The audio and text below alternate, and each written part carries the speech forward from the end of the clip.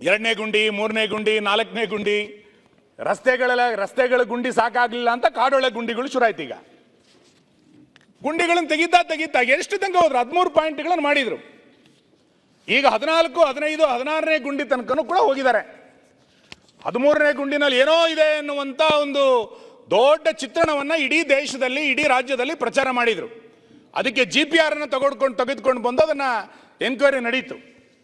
ನಾನು ನಿಮ್ಮ ತನಿಖೆ ಸತ್ಯಾಸತ್ಯತೆ ಬರಬೇಕಾ ಇದ್ರ ಬಗ್ಗೆ ನಾನು ಚರ್ಚೆಗಳನ್ನು ಮಾಡ್ಲಿಕ್ಕೆ ಹೋಗೋದಿಲ್ಲ. ಆದರೆ ಆ ಮುಸುಕುದಾರಿ ನಿಮ್ಮ ಡಿಪಾರ್ಟ್ಮೆಂಟಿಗೆ ಮಂಕು ಕರೆಯುವ ರೀತಿಯಲ್ಲಿ ಮಾಡ್ತಾ ಇದ್ದಾರೆ. ನೀವು ಮೊನ್ನೆ 0 ಅವರಲ್ಲಿ ರೈಸ್ ಮಾಡಿದಾಗ ಹೇಳಿದ್ರೆ ನಮಗೆ ಅವ್ರು ಎಷ್ಟು ಹೇಳ್ತಾರೋ ಅಂತೇಳಿ ಅಷ್ಟು ಗುಂಡಿಗಳನ್ನು ತೆಗಿಲಿಕ್ಕೆ ಆಗಲ್ಲ ಅನ್ನುವಂಥ ಹೇಳಿಕೆಯನ್ನು ಸದನದಲ್ಲಿ ನೀವು ಮಾಡಿದಿರಿ. ಆದರೆ ಇದು ಎಲ್ಲಿಯ ತನಕ ನಡೀತು? ಇದಕ್ಕೊಂದು ಕಾಲಮಿತಿ ಇಲ್ವಾ? ನಮ್ಮ ಡಿಮ್ಯಾಂಡ್, ಬಿಜೆಪಿ ಡಿಮ್ಯಾಂಡ್ ಮಧ್ಯಂತರ ವರದಿಯನ್ನು ಕೊಡಿ ಅಂತ. ಈ ಊಹಾಪೋಹಗಳಿಗೆ ತೆರೆ ಎಳಿರಿ. ಒಂದು ಮಧ್ಯಂತರ ವರದಿಯನ್ನು ಕೊಡಿ. ಸದನ ನಡೀತಾ ಇರುವಂಥ ಸಂದರ್ಭದಲ್ಲಿ 12-13 ದಿನಗಳ ಕಾಲ ಚರ್ಚೆ ಆಗಿದೆ.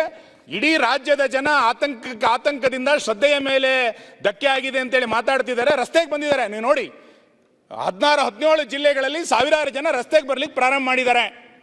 ಇಂಥ ಸಂದರ್ಭದಲ್ಲಿ ಸರ್ಕಾರ ಒಂದು ಸೋಮೋಟ ಹೇಳಿಕೆಯನ್ನು ಬಿಡುಗಡೆ ಮಾಡಬೇಕಾಗಿತ್ತು. ಇಂಥ ಒಂದು ಧಾರ್ಮಿಕ ಕ್ಷೇತ್ರದ ಬಗ್ಗೆ ಒಂದು ಚರ್ಚೆ ಬಂದಿತ್ತು ಅಂತ ಹೇಳಬೇಕಾಗಿತ್ತು. ಸರ್ಕಾರ ಅದನ್ನು ಹೇಳಲಿಕ್ಕೆ ತಯಾರಿಲ್ಲ, ಸರ್ಕಾರ ಅದನ್ನು ಮಾತಾಡ್ಲಿಕ್ಕೆ ತಯಾರಿಲ್ಲ. ನನಗೆ ಇವೆಲ್ಲದನ್ನು ನೋಡಿದಾಗ ಅನಿಸುತ್ತೆ, ನಿಮ್ಮ ಸರ್ಕಾರದ ಸಹಾನುಭೂತಿ, ಗೃಹ ಇಲಾಖೆಯ ಸಹಾನುಭೂತಿಯ ಕಾರಣಕ್ಕೋಸ್ಕರನೇ ಇಷ್ಟು ದೊಡ್ಡ ಪ್ರಮಾಣದ ಅಪಪ್ರಚಾರಗಳು ನಡೀತಾ ಇದೆ, ಮುಂದೆಯೂ ಕೂಡ ನಡೆಯುವಂತ ಒಂದು ಹುನ್ನಾರವನ್ನು ನೀವೆಲ್ಲರೂ ಕೂಡ ಸೇರಿ ನಡೆಸಿದ್ದೀರಿ ಅಂತ. ಮಾನ್ಯ ಅಧ್ಯಕ್ಷರೇ, ನೀವು ನಮ್ಮ ಜಿಲ್ಲೆನವರು, ಧರ್ಮಸ್ಥಳದ ಬಗ್ಗೆ, ಪೂಜ್ಯ ವೀರೇಂದ್ರ ಹೆಗ್ಗಡೆಯವರ ಬಗ್ಗೆ ಮತ್ತು ಆ ಇಡೀ ಪರಿಸರದ ಬಗ್ಗೆ ಎಷ್ಟೊಂದು ಗೌರವದ ವಾತಾವರಣ ಇದೆ. ನೀವು ಮಾನ್ಯ ಗೃಹ ಸಚಿವರು ನಾನು ಕೇಳ್ತೇನೆ, ಕಳೆದ 15 ದಿನಗಳದ್ದ ಅಥವಾ 1 ತಿಂಗಳದ್ದ ಕೆಲವರ ಸೋಷಿಯಲ್ ಮೀಡಿಯಾಗಳನ್ನು ಓಪನ್ ಮಾಡಿ, ಕೆಲವು ಫೇಸ್ಬುಕ್ಗಳನ್ನು ಓಪನ್ ಮಾಡಿ, ಕೆಲವು ಯೂಟ್ಯೂಬರ್ಗಳನ್ನು ಓಪನ್ ಮಾಡಿ, ಧರ್ಮಸ್ಥಳದ ಮಂಜುನಾಥವನ್ನು ಫೋಟೋ ಹಾಕಿ ಎಷ್ಟು ಅವಾಚ್ಯವಾಗಿ ಮಾತಾಡಿದ್ದಾರೆ ನೋಡಿ. ಹಿಂದೂ ಧರ್ಮ, ಹಿಂದುತ್ವ ಮತ್ತು ಆ ಕುಟುಂಬವನ್ನು ಉದ್ದೇಶಿಸಿ ಎಷ್ಟು ಕೀಳಾಗಿ ಆ ಕ್ಷೇತ್ರದ ಬಗ್ಗೆ ಅವೇಳನಕಾರಿಯಾದಂಥ ಮಾತುಗಳನ್ನು ಹೇಳಿದ್ದಾರೆ ಅಂತ ನೀವು ನೋಡಿ. ನಾನು ತುಂಬ ಉಲ್ಲೇಖ ಮಾಡ್ಲಿಕ್ಕೆ ಹೋಗಲ್ಲ. ಕೋಟ್ಯಾಂತರ ಜನರ ಭಾವನೆಗಳಿಗೆ ಧಕ್ಕೆ ಆಗ್ತಿದೆ ಧರ್ಮಸ್ಥಳದ ಅಪಪ್ರಚಾರದ ಮುಖಾಂತರ ಅಂತೇಳಿ ಯಾಕೆ ಸರ್ಕಾರಕ್ಕೆ ಅನ್ನಿಸ್ಲಿಲ್ಲ?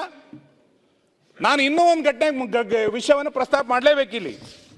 ನಮ್ಮ ಜಿಲ್ಲೆನಲ್ಲಿ ನೀವು ನೆನ್ನೆ ಹೇಳಿದ್ರಿ, ಏನು ನೆನ್ನೆ ವೇದವ್ಯಾಸ ಕಾಮತ್ರು ಒಂದು ಪ್ರಶ್ನೆ ಕೇಳಿದಾಗ ದಕ್ಷಿಣ ಕನ್ನಡ ಜಿಲ್ಲೆಯ ಶಾಂತಿ ಕಾಪಾಡಬೇಕು, ಸೌಹಾರ್ದತೆ ಕಾಪಾಡಬೇಕು, ಇದಕ್ಕೆ ನಾವೆಲ್ಲ ಪ್ರಯತ್ನ ಮಾಡಬೇಕು ಅಂತೇಳಿ ಒಂದು ಒಳ್ಳೆಯ ಉತ್ತರವನ್ನು ನೀವು ಕೊಟ್ರಿ. ನಾನು ಸ್ವಾಗತಿಸ್ತೇನೆ ನಿಮ್ಮ ಉತ್ತರವನ್ನು.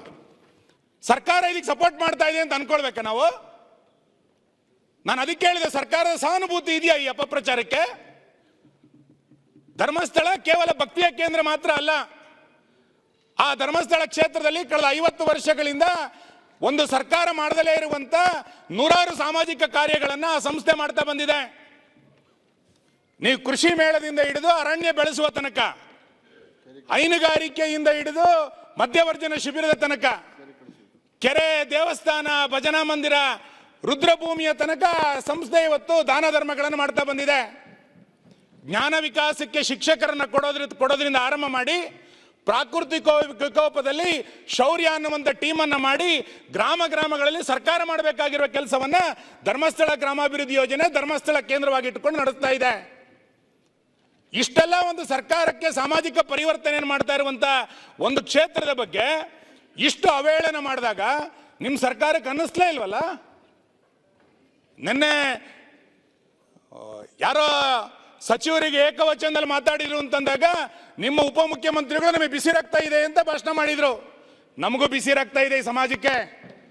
ಇಷ್ಟು ಧರ್ಮಸ್ಥಳದ ಬಗ್ಗೆ ಅಪಪ್ರಚಾರ ಮಾಡಿದಾಗ ಎಷ್ಟು ಬಿಸಿ ರಕ್ತದಿಂದ ಕುದಿಬೇಕಾಗಿತ್ತು ನಾವು.